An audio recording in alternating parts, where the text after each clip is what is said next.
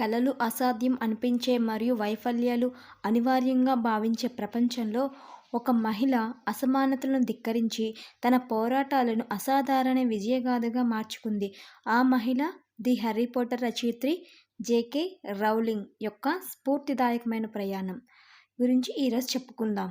JK Rowling తనకు వచ్చిన కీర్తి మరియు అదృష్టానికి ముందు ఆమె స్థితిస్థాపకత మరియు సంకల్పాన్ని పరీక్షించే అనేక సవాళ్లను ఎదుర్కొంది.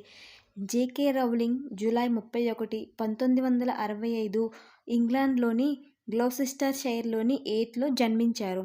జేకే రౌలింగ్ అని పిలువబడే ఈ రచయిత్రి పేరు జోవాన్ రౌలింగ్. తనకి చిన్నప్పటి నుండి కథలు చెప్పడం అంటే ఇష్టం ఉండేది. ఆమె యూనివర్సిటీ ఆఫ్ ఎక్సెటర్ నుండి గ్రాడ్యుయేట్ చేసిన తర్వాత ఆమె మాన్యుస్క్రిప్ట్ కోసం ప్రచురణకర్తల నుండి చాలాసార్లు తిరస్కరణలను ఎదుర్కొంది.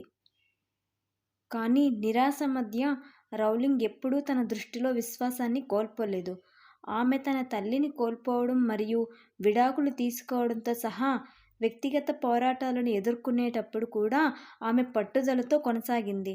ఆమె జీవితంలోని చీకటి కాలాల్లో ఒకటైన ఆలస్యమైన రైలు ప్రయాణంలో హ్యారీ పాటర్ అనే యువతాంత్రికుడి ఆలోచన ఆమెకు వచ్చింది.